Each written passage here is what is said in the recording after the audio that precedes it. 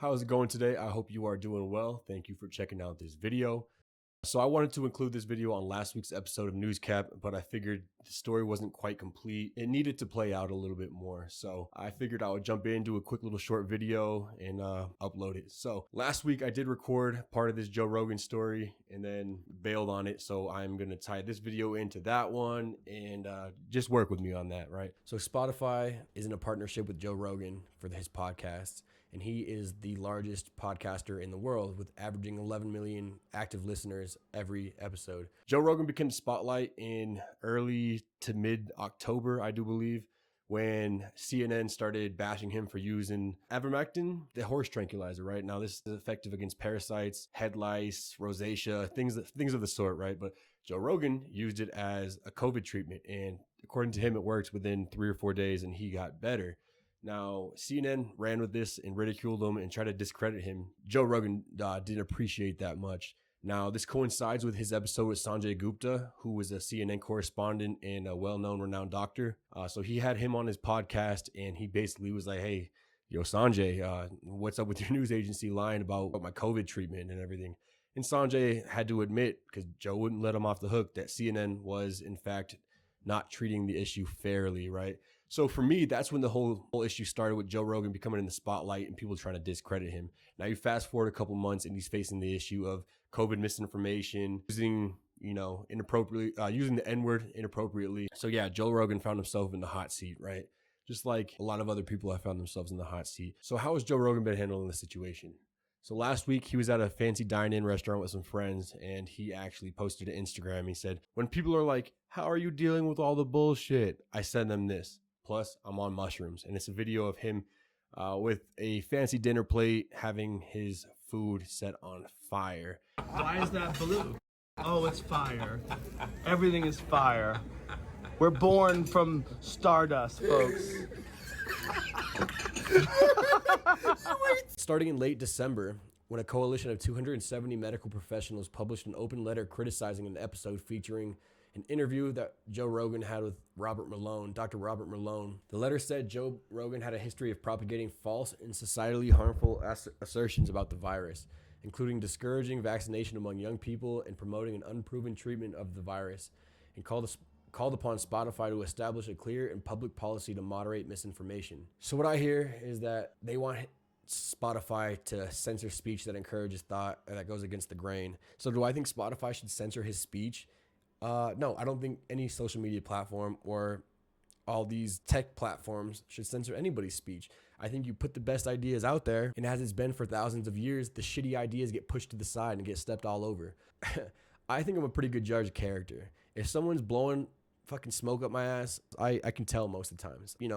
I smell bullshit, it's probably bullshit. But once you start censoring speech, well, then who's not going to be censored? So the left is having a freak out over this, like Neil Young and his former bandmates David Crosby, Graham Nash, Stephen Stills, and others like Joni Mitchell, India Ari, so that they'd be pulling their music from Spotify over Joe Rogan's comments about COVID and also race. So these people are actually canceling themselves to get Joe Rogan kicked off of the platform.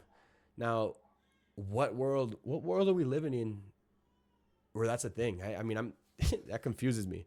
Other podcasts were willing to pause the release of new episodes, and others were willing to combat misinformation being spread on Spotify, and that was going to be their new podcast objective. So Joe Rogan came out and made a video basically stating that he would be more objective and willing to bring on more supporting views for this example of COVID. He doesn't want to just bring on people that are going against the grain because he could see where the controversy is coming from. So the ball's in Spotify's court, right? Spotify is not going to part ways with their fucking top podcast performer. Numbers don't lie. I mean, they are printing money with Joe Rogan having 11 million audience members every single show. I mean, primetime news organizations are doing 2 million, 3 million. I mean, it's just insane numbers. And I think that goes to show that people want to hear what Joe Rogan has to say, that it's encouraging conversation. Spotify is not backing down. On Wednesday afternoon during an earnings call, David Eck defended the streaming service's measures to combat misinformation and talked about supporting greater expression while balancing it for the safety of our users. Quote, I think the important part here is that we don't change our policies based on one creator, nor do we change it based on any media cycle or calls for anyone else, he said. Our policies have been carefully written with the input from numbers of internal and external experts in this space, and I do believe that they're right for our platform. And while Joe has a massive audience, he also has to abide by those policies. Spotify will now post an advisory on content that mentions COVID-19, and this is largely because they don't have any power over what Joe Rogan produces, and that they only can address it after he posts it to their platform. Spotify needs Joe Rogan a lot more than Joe Rogan needs them, right? Joe Rogan has the show. So Rumble CEO and founder Chris Pavlovsky said, Rumble is designed to be the rails and independent infrastructure that is immune to cancel culture. We are a movement that does not stifle, censor, or punish creativity and believe everyone benefits from access to a neutral network with diverse ideas and opinions. Now, they're a neutral platform, or they claim to be, but conservatives and Republicans alike have flocked to the platform because it doesn't cancel anybody and it doesn't censor speech. So it's considered a right-wing social media platform, but that's not the case. Anyways, Rumble CEO offered Joe Rogan $100 million for 4 years worth of content. Now, the CEO wrote, "We stand with you, your guests, and your legion of fans and desire for the real conversation. So we'd like to offer you 100 million reasons to make the world a better place. How about you bring all your shows, both old and new, with no censorship for $100 million over 4 years. This is our chance to save the world. And yes, this is totally legit." So that was a big step from Rumble, providing a alternative to Spotify if they decide to can Joe Rogan. On Tuesday, Joe Rogan was performing a stand-up comedy show in Texas, and a fan asked him whether or not he was going to accept the Rumble offer. And Joe Rogan said, "No, Spotify's hung with me inexplicably, so let's see what happens." Joe Rogan, being a loyal partner, is going to stick with Spotify and see how things go. Now, I'm sure if things go south and Spotify does cancel him, or him and his team agree to take down more episodes, more and more, or whatever, then he will possibly turn back to Rumble and accept the offer. But as of now, he's declined the offer. Now, I want to talk about Joe Rogan's stance on race. Obviously, I'm not going to defend him for using the N-word. In today's day and age, it is extremely inappropriate, and he should apologize like he has for the insensitivity that he was using in his language. That's the thing. So because they can't kick off Joe Rogan off his platform or cancel his show, a lot of the people who have problems with him have resorted to personally vilifying him and attacking him. And now that's a classic playbook when you're trying to discredit somebody. If you can't do it based on their actions, or they don't have the support that they think they can get Joe Rogan canceled, they start looking at your history of your whole life, right? They start looking at your whole life, and they'll latch on to things that they deem inappropriate. We've seen this time and time again. Everybody just says, don't give cancel culture a platform, and they'll get over it. But as Dan Bongino said, they don't get over it. They keep coming for your head. But then they try to demonize your character, and they try to use that as leverage to ruin your career, ruin your life. Now, I think a lot of people have recognized this because it's played out time and time again. Now, early on, obviously, a person's career is over. I mean, yeah, that pretty much goes without saying. But Joe Rogan has been able to withstand this. I seen a post the other day on Instagram that said, it's no longer time to try to wake up other sheeps. It's time to unite the lions and fight back against this cancel culture. Now, I wholeheartedly agree with that. I hope my viewers do as well.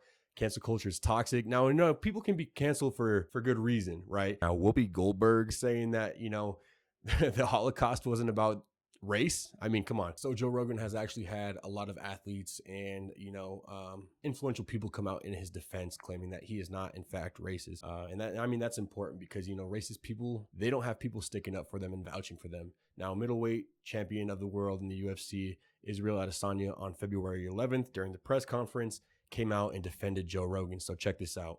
I had a question for you around Joe Rogan. There's been a lot of controversy with him. First off, let me take this one. Hold up. I'm black. I can take this one. Look. Okay. What were... No. There's a lot of cunts in this game. There's a lot of snakes in this game. I've been in this fight game since 2008. And Joe Rogan is one of the nicest, coolest, humble mother I've had the pleasure of working with. Understand that. And it's just, fuck the noise, man. You know what they're trying to do. You can't control the man, and he's got the biggest platform in the world right now. So that's my nigga, Joe Rogan. Fuck the noise.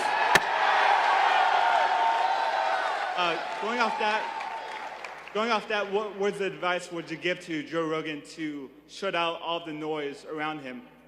Do what I said. F the noise. Just keep doing you, Joe. Have some mushrooms. Keep doing you. The way you react to cancel culture is almost as important as what you're being canceled for. So Joe Rogan standing strong is important. So David Goggins, former U.S. Navy SEAL and author of You Can't Hurt Me, posted a photo on Instagram of Joe Rogan himself and Dave Chappelle and had a pretty expressive message as his caption. And I will link that up right about here as well. So check that out. Pause the video if you need to. So Joe Rogan, like I said, has taken a lot of accountability for what he had said. And he continued this week to say, I talk shit for a living. That's why this is so baffling to me. If you're taking vaccine advice from me, is that really my fault? What dumb shit were you about to do when my stupid idea sounded better? You know that dude who made people eat animal dicks on TV? How does he feel about medicine? If you want my advice, don't take my advice. In a lot of ways, this is a relief. That video had always been out there. This is a political hit job. They're taking all this stuff that I've said that's wrong and smushing it all together. It's good though, because it makes me address some stuff that I really wish wasn't out there. He also doubled down on his apology, noting that you should apologize if you regret something. I do think you have to be careful not to apologize for nonsense. And that is the distinction. If you did something wrong and you admit it, that is literally the definition of accountability. Now, accountability isn't taking credit for something that you didn't do or that you need to apologize for. And a lot of times people who don't need to apologize for something, and it makes them seem weak, and then they get ran over by this cancel culture. I'm glad Joe Rogan is standing firm in the pocket. You know, he's getting jabbed, boom, boom, boom. He's just dodging, right? So he's standing in there. Maybe he's gotten a couple licks, but it's nothing he can't handle. As long as Joe Rogan continues to keep dodging and weaving, apologizing, taking credit for what he did, and Spotify keeps holding true, we can actually fight back on this cancel culture. They're doing their authoritarian communist shit. We don't have any room in our society for this communist shit. And it starts with Joe Rogan.